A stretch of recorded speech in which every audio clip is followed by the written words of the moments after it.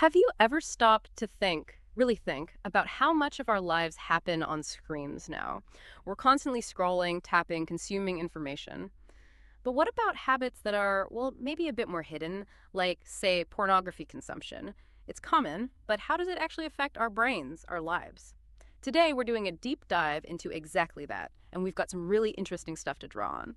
We're looking at scientific studies, fMRI scans, FNIRS imaging, that kind of thing, plus recent news from big outlets like the NY Post, The Guardian, The Times, and also, importantly, we're looking at real voices. Candid experiences people have shared on places like Reddit forums, like r/explained like M5, our NoFap, our porn addiction, even our healthy gamer. Our goal here is to get past the quick takes and the anecdotes. We want to understand the real neurological stuff, the personal impact, and also, crucially, what recovery looks like and maybe finding some balance. This deep dive is for you, whether you're trying to understand this specific area or you're just, like us, super curious about how our brains tick. Okay, let's unpack this. To really get a handle on it, where do we start with the science? Well, the starting point, scientifically, is this concept of a supernormal stimulus. That's what pornography often acts as. Basically, it's like an exaggerated version of something naturally rewarding. It hits the brain's reward center, the ventral striatum, which is key for pleasure, harder and faster than, say, normal everyday experiences. It causes this big flood of dopamine. Dopamine, right? The feel-good chemical. Exactly. But the problem is, over time, this really intense artificial hit can actually dull your brain's response to natural rewards. Yeah. Everyday joys might feel less joyful. And this can lead to what researchers call compulsive viewing patterns. It's fundamentally messing with the pleasure system. Wow. Okay, so it's not just like watching a movie, it's actually overwhelming the brain's natural reward pathways. That sounds pretty major. What happens if that keeps going? Do you actually see like physical changes in the brain? We do, and that's where some of the most striking research comes in. There was a key study back in 2014 using fMRI. Right, the brain scans that show activity. Yeah, exactly. And it found that people who were heavy porn users actually showed less gray matter in that reward area, the striatum. And they also found weaker connectivity between the prefrontal cortex, your brain's control center, and that reward system. Less gray matter. What does that actually mean for someone? Oh, think about it. Less gray matter in areas linked to reward processing and impulse control. That's a hit to your brain's ability to, make good decisions, regulate urges. And that weaker connection, it means the part of your brain saying, hey, maybe stop, has a harder time communicating with the part saying, go, go, go.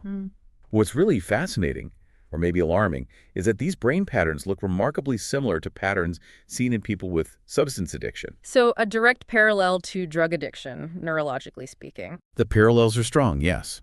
It suggests a similar kind of neurological hijacking. And this often leads to something called desensitization and escalation. Basically, your brain gets used to the high intensity. Its responses get downregulated. You need more and more, or more extreme content, just to feel the same level of arousal. One study even found that almost half the participants started seeking out content they originally found repulsive, just to chase that feeling. Okay, so the brain is physically changing, becoming less sensitive, impulse control is weaker. How does that stuff actually play out in someone's day-to-day life? Cognition, emotions, relationships? Yeah, it definitely spills over. We see clear evidence of impaired executive function and impulse control. Other imaging studies, like structural MRIs, confirm these reductions in gray matter and messed up function in key prefrontal areas. Those are the bits vital for decision-making, self-control. Your brain's CEO, basically. So yeah, it gets harder to manage impulses, think long-term, maybe resist things you know aren't great for you. And emotionally. Emotionally and cognitively, the consequences can be significant. Studies link high consumption to poor cognitive control, sure, but also things like increased anxiety and depression and lower relationship satisfaction. There was another study using FNIRs that measures blood flow changes on college students. It found frequent users had altered brain connectivity and actually did worse on tasks that required them to inhibit responses. So thinking, feeling, even physical stuff. Potentially, yes. There are reported physical sexual effects, too. Things like erectile dysfunction and slower orgasms, particularly noted in men under 35 who consume a lot. The thinking is that this might be tied back to that same desensitization we talked about. Real-life intimacy just doesn't measure up to the supernormal stimulus anymore. Here's where it gets really interesting. Because these lab findings, they're not just stuck in academic journals, are they? They seem to be echoing in news reports and, I imagine, people's actual lives. Absolutely. If you look at recent news, you see these themes popping up again and again. The NY Post just this April, ran a piece directly linking heavy use to reduced gray matter, desensitization, depression, and erectile dysfunction, pretty much summarizing what we've discussed. But interestingly, that same report did add a nuance that mindful use can benefit some couples.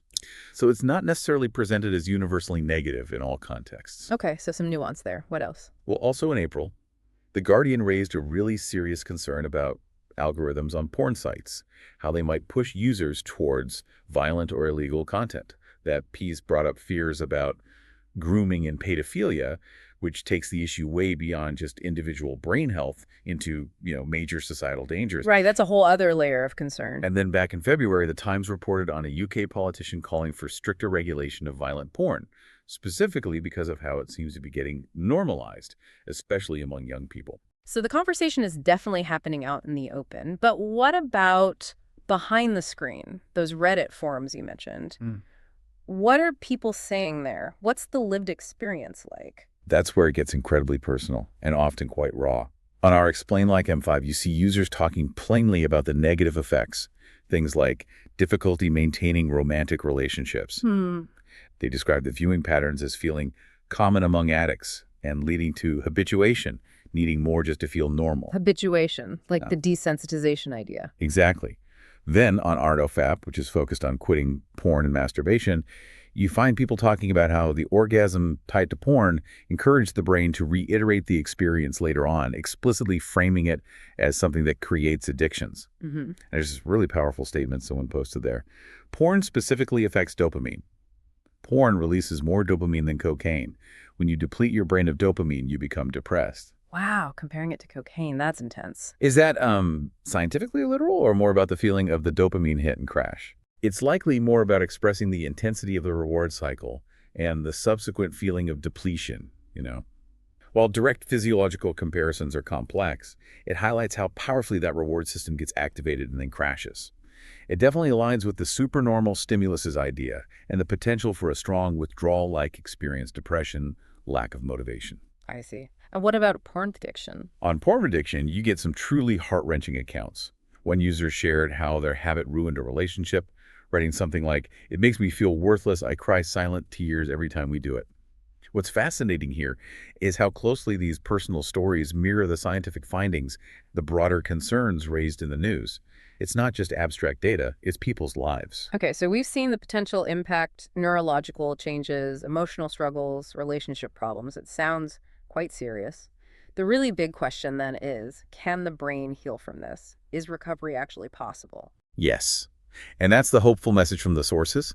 It takes effort, absolutely, but the answer is yes. This is thanks to something called neuroplasticity. It's the brain's amazing ability to reorganize itself, to form new connections, essentially to rewire itself throughout our lives. The science suggests the brain can rebuild gray matter and restore executive function once porn consumption is significantly reduced or stopped completely. That's genuinely encouraging. Neuroplasticity is pretty incredible. So if someone wants to make that change, wants to recover, what kind of practical things help? What do the sources suggest? They point to a few key things. First, community support is huge. Forums like NoFap and Our Porn Addiction offer peer support, which can be really powerful. Professional therapy is also often recommended. And then there's the strategy of healthy habit replacement, actively finding other rewarding activities to fill that space and retrain the brain's reward pathways. Makes sense. Is there any sense of like a timeline? How long does recovery take? The sources suggest that significant improvement, even full recovery, can happen relatively quickly for many people, often within weeks or months. It shows how adaptable the brain can be when given the chance. Weeks or months. That's actually faster than I might have guessed. Okay, so recovery is possible. But going back to that NY Post mention of mindful use, what's the overall picture? Is porn inherently bad, or is it more complicated? It definitely seems more complicated. The sort of scientific consensus emerging from these sources points towards this. Yes, porn can be addictive and harmful, especially when it's overused or becomes compulsive. But, and this is important, not every user is addicted. Many people seem to use it without experiencing these significant negative consequences. Right. And there's even a positive side mentioned. Mindful consumption, particularly within a relationship, can sometimes enhance communication and intimacy for some couples. So it really highlights that context, amount, and intention matter. So what does this all mean? If someone's listening to this, trying to figure out their own relationship with this kind of content, what are the main takeaways? If we connect this to the bigger picture for you, the listener, here may be the key things to keep in mind. First, know the risks. Understand that overuse really can impact your brain's reward system and your ability to control impulses. It's not just hypothetical. Second, monitor your usage. Just be aware. Notice if compulsive habits start to creep in. If they do, think about cutting back or maybe seeking some help. Third, seek support if you need it. Those communities, therapists, they exist for a reason and can make a huge difference. Don't feel like you have to go it alone. Fourth, embrace recovery if that's the path you choose. Remember, neuroplasticity, your brain can heal and change. That potential is real. And finally, maybe practice moderation. It seems that mindful and consensual viewing, especially if it's something discussed and shared with a partner, can be part of a healthy emotional life for some. It's not automatically destructive for everyone. Okay, so quite a journey we've taken there. We dove into how digital habits, like porn use, can genuinely reshape our brains, messing with dopamine, reducing gray matter in key areas, impacting our emotions, relationships, even leading to escalation.